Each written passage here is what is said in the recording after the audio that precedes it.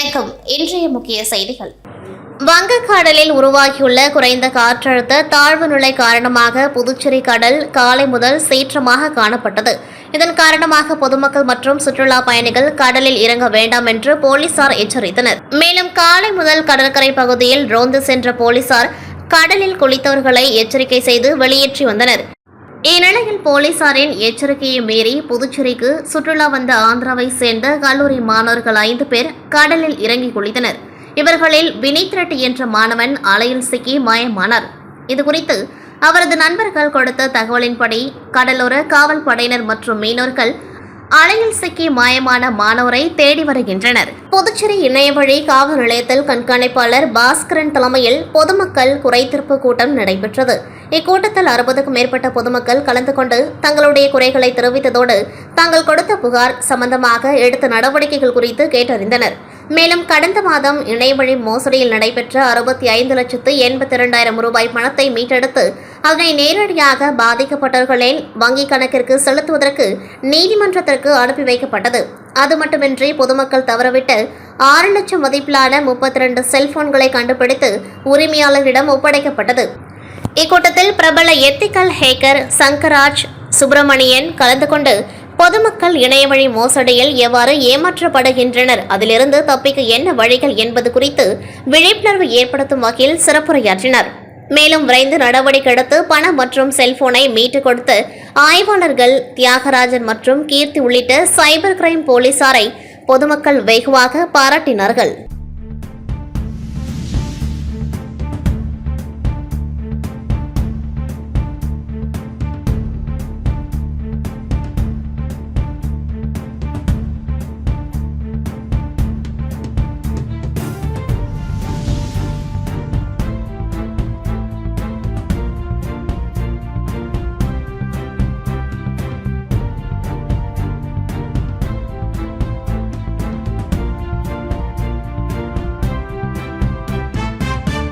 புதுச்சேரி சட்டப்பேரவை தலைவராக பாஜக கட்சியை சேர்ந்த செல்வம் உள்ளார்.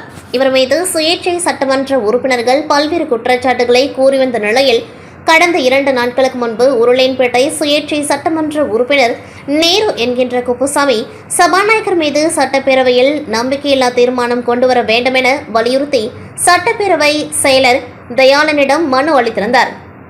இந்நிலையில் பாஜகவிற்கு ஆதரவளிக்கும் திருபுவனை தொகுதி சுயேட்சை சட்டமன்ற உறுப்பினர் அங்காளன் நேற்று சட்டப்பேரவை செயலர் தயாளனிடம் சட்டப்பேரவை தலைவர் மீது நம்பிக்கையில்லாத தீர்மானம் கொண்டுவர வேண்டும் என வலியுறுத்தி மேலும் ஒரு மனு அளித்துள்ளார்.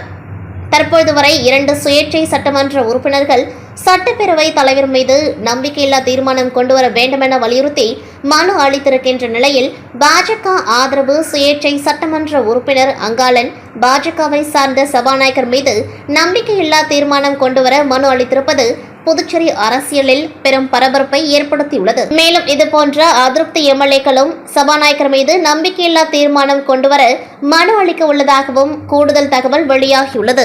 ஒடிசா மாநிலம் அருகே வங்கக்கடலில் காற்றழுத்த தாழ்வு மண்டலமாக உருவாகியுள்ளது. இது ஒடிசா மாநிலம் கோபால்பூரின் அருகே 640 கிலோமீட்டர் தொலைவிலும் ஆந்திர மாநிலம் விசாகப்பட்டினம் தெற்கே 450 கிலோமீட்டர் தூரத்தில் வங்கக்கடலில் மையம் கொண்டுள்ளது.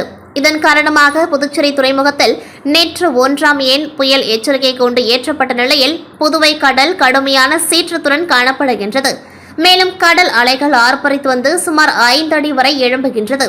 இதனால் சுற்றுலா பயணிகளை கடற்கரை மணல் பரப்பில் இறங்குவதற்கும் குளிப்பதற்கும் போலீசார் தடை விதித்துள்ளனர். மேலும் பழைய துறைமுக பகுதியில் சுற்றுலா பயணிகள் சில தடை விதிக்கப்பட்டு பேரிகார்டுகளை அமைத்து போலீசார் பாதுகாப்பு பணியில் ஈடுபட்டுள்ளனர். வார இறுதி நாட்களான இன்று ஏராளமான சுற்றுலா பயணிகள் கடற்கரைக்கு வந்தனர். அவர்கள் ஆபத்தை உணராமல் கடலில் இறங்கி குளிப்பதும் செல்ஃபி மற்றும் புகைப்படம் எடுத்து வருகின்றனர். அவர்களை போலீசார் வானிலை எச்சரிக்கை கூறி வெளியேற்றி வருகின்றனர். WFL ஃபினான்ஷியல் சர்வீசஸ் மற்றும் பெட்டிட் செமினார் பள்ளி இணைந்து நடத்திய திருக்குறள் போட்டியின் வெற்றியாளர்களுக்கு பரிசுகள் வழங்கும் நிகழ்ச்சி சிறப்பாக நடைபெற்றது. இந்த விழாவில் சிறப்பு விருந்தினராக புதுச்சேரி சட்டமன்றத்தின் முன்னாள் சபாநாயகர் சிவக்கொழுந்து கலந்து கொண்டு பரிசுகளை வழங்கினர். WFL ஃபினான்ஷியல் சர்வீசஸ் நிறுவனர் மணி நிகழ்வில் பங்கேற்று மாணவர்களின் திறமையை பாராட்டினர். மேலும் பெட்டிட் செமினார் பள்ளியின் முதல்வர் தேவதாஸ் மற்றும் துணை முதல்வர் சின்னப்பன் அவர்கள் நிகழ்ச்சியை சிறப்பித்தனர். மாணவர்களும் பெற்றோர்களும் WFL ஃபினான்சியல் சர்வீசஸ் நடத்திய திருக்குறள் போட்டியில் ஆர்வமுடன் பங்கேற்று மகிழ்ச்சி அடைந்தனர். இதுபோன்ற நிகழ்வுகள் எங்களின் பாரம்பரியத்தையும் அறிவியல் கலைகளையும் வளர்க்கும் முயற்சியாக அமைந்துள்ளன என்று அனைவரும் பாராட்டினார்கள்.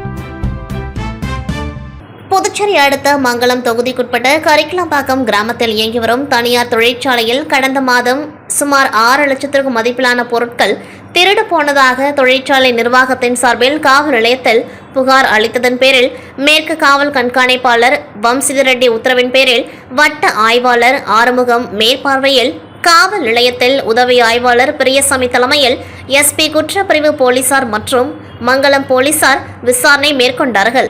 இதில் காணாமல் போன பொருட்களை தனிக்குப்பத்தை சேர்ந்த முருகன், கரிக்கலாம்பாக்கத்தை சேர்ந்த தியாகராஜன், கீழ் குமாரமங்கலத்தை சேர்ந்த ஐயப்பன் மற்றும் அஜித், செல்லஞ்சேரியை சேர்ந்த அருண்குமார் என்பதை விசாரணையில் உறுதி செய்த போலீசார் அவர்களை பிடித்து விசாரித்து திருடி சென்ற பொருட்களில் 3 லட்சத்திற்கும் மதிப்பிலான பொருட்கள் அவர்களிடமிருந்து மீட்டனர். மேலும் விசாரணை மேற்கொண்டதில் மீதமுள்ள 3 லட்சம் மதிப்பிலான பொருட்கள் விரைவில் மீட்கப்படும் என்றும் கைது செய்யப்பட்ட கொள்ளையர்கள் மீது வழக்கு பதிவு செய்து கோர்ட்டில் ஆஜர்படுத்தி சிறையில் அடைத்தனர். புதுச்சேரி முத்தியால்பேட்டை தொகுதி முழுவதும் மாடுகள் சுற்றித் திரிந்து வருகின்றது. மாட்டின் உரிமையாளர்கள் மாடுகளை சரியாக பராமரிக்காததால் சாலைகளில் வாகனம் செல்லும் பொழுது குறுக்கே செல்வதால் விபத்துகள் ஏற்படுகின்றது. இந்நிலையில் முத்தியால்பேட்டை தொகுதி சட்டமன்ற உறுப்பினர் பிரகாஷ்குமார் நேற்றைய தினம் வீடியோ ஒன்று வெளியிட்டுள்ளார். அதில் புதுச்சேரி காமராஜர் அரசு பள்ளி வளாகத்தில் 5க்கும் மேற்பட்ட மாடுகளை அதன் உரிமையாளர்கள் கட்டி வைத்துள்ளனர். இதன் காரணமாக துர்நாற்றம் வீசுவதோடு பள்ளி வளாகத்தை சுற்றி அசுத்தமாக இருப்பதாகவும் இதுகுறித்து கால்நடைத்துறை அதிகாரிகளிடம் புகார் அளித்தும் நடவடிக்கை எடுக்கவில்லை என கூறியுள்ளார். இந்த வீடியோ சமூக வலைதளங்களில் வைரலான நிலையில் சட்டமன்ற உறுப்பினர் பிரகாஷ்குமார் செய்தியாளரிடம் கூறுகையில், முத்தியால்பேட்டை தொகுதியில் தொடர்ந்து மாடுகளை அதன் உரிமையாளர்கள் சரியாக பராமரிக்காமல் மேய்ச்சலுக்காக அவிழ்த்துவிடும் பொழுது சாலைகளில் சுற்றித் திரிகின்றது. இதனால் விபத்து மற்றும் ஆபத்து ஏற்படும் சூழல் நிலவுவதால் முன்னெச்சரிக்கையாக அதிகாரிகள் நடவடிக்கை எடுக்க வேண்டும் என்றும், அது மட்டுமின்றி புதுச்சேரி காமராஜர் அரசு பள்ளி வளாகத்தில் மாணவர்கள் சைக்கிள் நிறுத்துமிடத்தில் மாட்டின் உரிமையாளர்கள் அவர்களது மாடுகளை அங்கு கட்டி வைப்பதால் துர்நாற்றம் வீசுவதோடு பள்ளி முழுவதும் அசுத்தமாக காணப்படுகின்றது. இதுகுறித்து கால்நடைத்துறை அதிகாரியிடம் புகார் அளித்தும் கால்நடைத்துறை அதிகாரிகள் எந்தவித நடவடிக்கையும் எடுக்கவில்லை.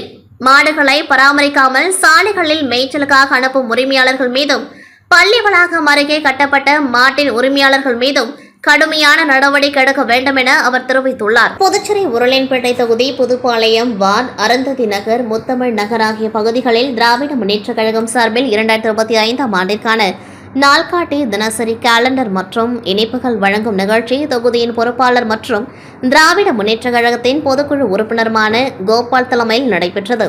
இதில் கலந்து கொண்ட தொகுதியின் பொறுப்பாளர் மற்றும் திராவிட முன்னேற்றக் கழகத்தின் பொதுக்குழு உறுப்பினருமான கோபால் வீடு வீடாக சென்று கேலண்டர் மற்றும் இணைப்புகளை வழங்கினர். இந்நிகழ்ச்சியில் தொகுதி செயலாளர் சக்திவேல், மாநில வர்த்தக அணி துணை அமைப்பாளர் குரு, மாநில இளைஞர் அணி துணை அமைப்பாளர் ரமி, தொகுதி துணை செயலாளர் கண்ணதாசன், மாநில மகளிர் அணி துணை அமைப்பாளர் நல்குணா, கிளை செயலாளர் இளையநம்பி, கிளை துணை செயலாளர் பிரகாஷ், திமுக தொழிற்சங்க நிர்வாகி வெங்கடேஷ் மற்றும் ஊடக பிரிவணி மோகன், வரதராஜ், இளைஞர் அணி கிருஷ்ணன், நவீன், அஜய், அருண், முகேஷ், ஆனந்த் ஆகியோர் கலந்து கொண்டார்கள். காரைக்காலில் காவல்துறை சார்பில் மக்கள் குறைதீர்ப்பு முகாம் புதுச்சேரி மாநில DIG சத்யசுந்தரம் தலைமையில் நடைபெற்றது. இதில் 100க்கும் மேற்பட்ட பொதுமக்கள் பல்வேறு புகார்கள் அளித்தனர்.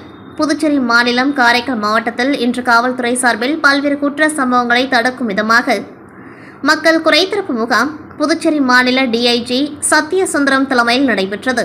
இந்த முகாமில் மாவட்டத்தில் உள்ள காவல் கண்காணிப்பாளர்கள், காவல்நிலைய ஆய்வாளர்கள் மற்றும் காவலர்கள் கலந்து கொண்டார்கள். அப்பொழுது 100க்கும் மேற்பட்ட பொதுமக்கள் வருகை தந்து தங்களது பகுதியில் ஏற்பட்ட சைபர் குற்றம், பண மோசடி உள்ளிட்ட பல்வேறு குற்ற சம்பவம் குறித்து புகார் அளித்தனர். இந்த நிலையில் பொதுமக்கள் அளித்த புகார்களுக்கு விரைவில் நடவடிக்கை எடுக்கப்படும் என்றும் சம்பந்தப்பட்டவர்கள் மீது உடனடியாக வழக்கு பதிவு செய்யப்படும் என்றும் பொதுமக்களுக்கு காவல்துறை அதிகாரிகள் உறுதியளித்தனர்.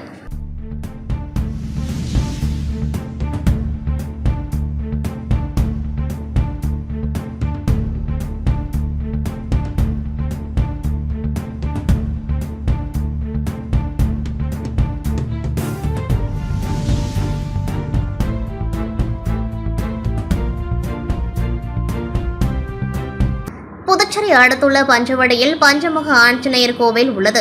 இங்கு பஞ்சமுக ஸ்ரீ ஜெயமாரதி சேவா அறக்கட்டளையும் பாண்டிச்சேரி துறைமுக ரோட்டரி சங்கமும் இணைந்து இலவச கண் பரிசோதனை மருத்துவ முகாமை நடத்தியது. கோவிலுக்கு வரும் பக்தர்களுக்கும் சுற்றுப்பகுதி கிராமத்து மக்களுக்காக நடத்தப்பட்ட இலவச கண் பரிசோதனை மருத்துவ முகாமை கோவில் அறக்கட்டளை முதல்வர் கோதண்டராமன் துவக்கி வைத்தார். பஞ்சவடி பஞ்சமுக ஸ்ரீ ஆஞ்சநேய சுவாமி கோவில் மருத்துவமனை வளாகத்தில் நடைபெற்ற இம்முகாமில் புதுச்சேரியை சார்ந்த பிரபல கண் அறுவை சிகிச்சை மருத்துவ நிபுணர் அமலராஜ் மற்றும் சுகந்தி பிரபாகர் குழுவினர் கலந்து கொண்டு இலவச கண் பரிசோதனை செய்தனர். நமது நாட்டில் 60% பார்வை இழப்பு கண் புரைநோயால் ஏற்படுகின்றது. இதனால் நகரத்தைப் போல கிராமத்து மக்களும் அடிக்கடி கண் பரிசோதனை செய்து கொள்ள வேண்டும் என்றும், சர்க்கரை நோயாளிகள் ஆண்டிற்கு ஒருமுறை கண் பரிசோதனை செய்வது அவசியம் என்றும் கண் மருத்துவர்கள் தெரிவித்தனர். பரிசோதனைக்கு பின் கண் நோய் உள்ளவர்களுக்கு தகுந்த சிகிச்சை மற்றும் மருந்துகள் யாவும் இலவசமாக வழங்கப்பட்டன. கிட்ட பார்வை, தூர பார்வை, வெள்ளெழுத்து போன்ற பார்வை குறைபாடுகள் இருந்தால் தகுந்த பரிசோதனைகள் செய்யப்பட்டு கண்ணாடி தேவைப்பட்டால் இலவசமாக வழங்கப்பட்டது. தேவையானவர்களுக்கு அறுவை சிகிச்சை வழங்கவும் ஏற்பாடு செய்யப்பட்டது.